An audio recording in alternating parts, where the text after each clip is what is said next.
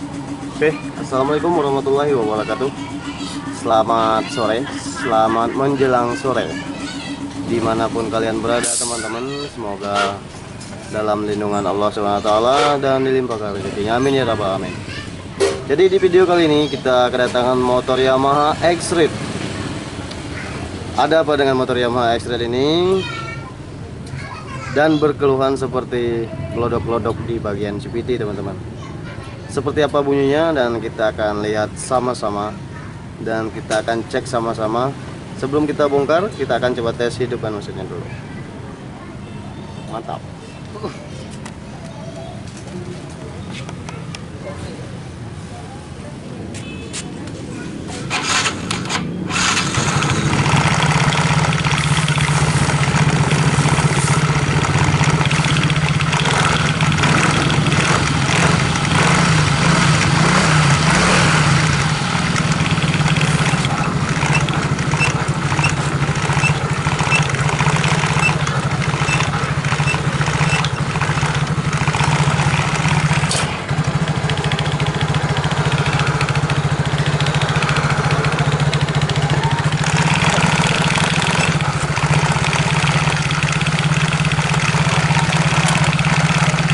Oke teman-teman, jadi penyakitnya seperti ini.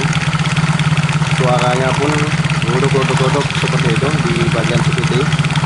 Nah, rodanya pun juga ikut muter. Seharusnya kalau motor ini normal, motor roda belakangnya seharusnya nggak ikut muter ketika kita lagi melangsamkan mesinnya seperti ini. Sampai-sampai karet bosnya di sini udah kalahan dan sudah haus karena akibat godok-godok seperti itu. Nah, jadi di video kali ini kita coba akan buka dulu dan apa saja penyakitnya dan penyebabnya roda ini muter sendiri seperti ini. Ini tebakan saya, prediksi saya sementara ini bagian puli bagian belakang dan kemungkinan besar juga bagian puli bagian depan. Oke, sekarang kita coba buka dulu.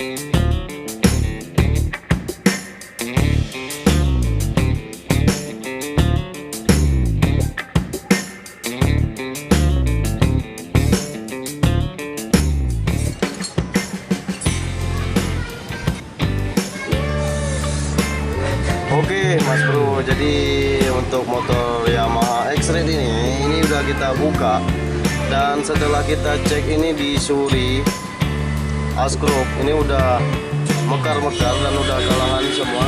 Dan untuk di motor ini ininya surinya udah agak kalahan, jadi agak maju.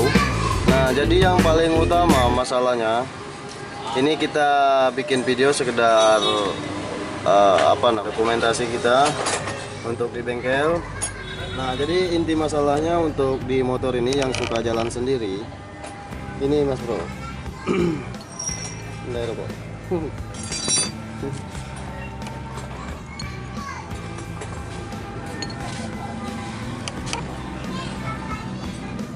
Nah, rumah-rumah luler ini bunyi, tadi kan bunyi kotak-kotak dan kayak bunyi kebok. Nah, ini yang bikin bunyi Mas Bro. Jadi buat teman-teman siapa tahu penyakitnya sama seperti tadi untuk motor Yamaha X-Ride nya dan sejenisnya seperti motor Matic lainnya pada umumnya. Nah, ini goblak ini menimbulkan adanya bunyi di bagian ruangan CVT gitu. Nah, terus di sini ini penutup ini udah hancur seperti ini teman-teman. Nih mungkin kelihatan ya. Dan ini kita akan melakukan pergantian karena kita mau servis. ini tidak dimungkinkan lagi untuk servis itu. Dan lulernya juga udah hancur seperti ini. Jadi mau nggak mau kita harus melakukan pergantian di rumah-rumah luler sama bos sama penutup itu. Jadi satu set nanti tinggal kita ceplok gitu. Nah untuk puli belakang kalau menurut saya masih aman dan masih bisa dipakai. Terus jarak mainnya juga masih oke, tidak ada kegoblakan di bagian puli belakang. Nah jadi semoga saja bermanfaat. Nanti kita coba akan pasang yang baru untuk di rumah-rumah luler nanti, terus baru nanti kita pasang kembali setelah kita bersih-bersihkan next. Nah seperti ini teman-teman, ini bosnya seperti ini ya. Kita coba bandingkan dengan yang lama dengan yang baru. Nih, tidak ada kegoblakan sama sekali di sini. Memang di sini punya selang untuk muter karena di sini diwajibkan untuk muter. Nah sebelum melakukan pemasangan kita wajib memasang grease di sini di dalam grease supaya ada pelumas di bagian sini, supaya tidak mempermudah kehausan di dalam bagian kuningan bosing di dalam itu. Oke. Nah itu kita coba goyangkan. Nah seperti ini teman-teman. Ini kalau memang rumah-rumahnya bagus, jadi tidak ada kegoblakan dan kita kocak seperti ini tidak ada kegoblakan. Nah kalau memang ada kegoblakan berarti nanti pasti akan menimbulkan adanya bunyi bagian CVT itu. Inilah sebab dan akibatnya gara-gara bunyi teman-teman. Oke, seperti ini teman-teman. Kita coba bandingkan dulu. Nah itu dengan yang lama. Nah kalau yang lama nih kita kocak bunyi, kocak. Nah goblak gitu. Oke. Ini buat pemula saja, yang mungkin yang sudah suhu atau yang sudah senior mungkin tidak perlu saya jelasin, karena ini kita di sini sekedar berbagi pengalaman dan berbagi pengetahuan saja dan sharing-sharing saja teman-teman. Ini menurut saya dan pendapat saya. Mungkin pendapat kalian berbeda, silahkan tulis di kolom komentar. Oke teman-teman, jadi ini setelah kita pasang dan kita coba hidupkan dulu.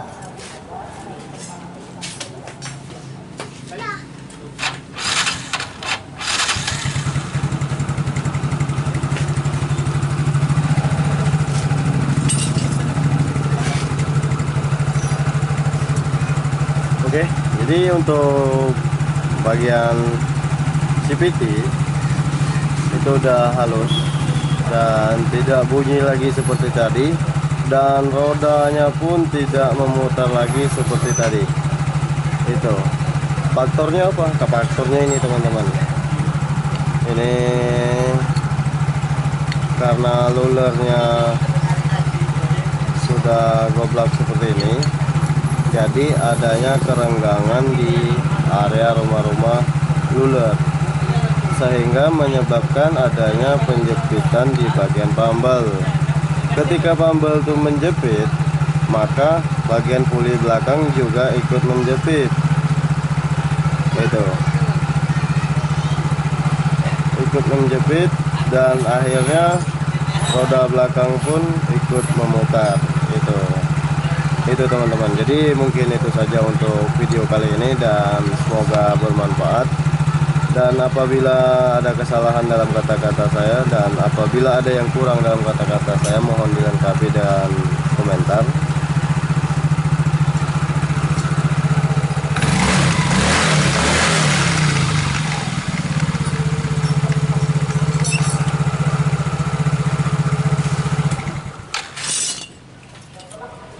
Oke. Sekian, terima kasih banyak yang sudah nonton. Jangan lupa like, komen, dan subscribe-nya di bawah ini agar kami lebih semangat lagi membuat video-video terbaru.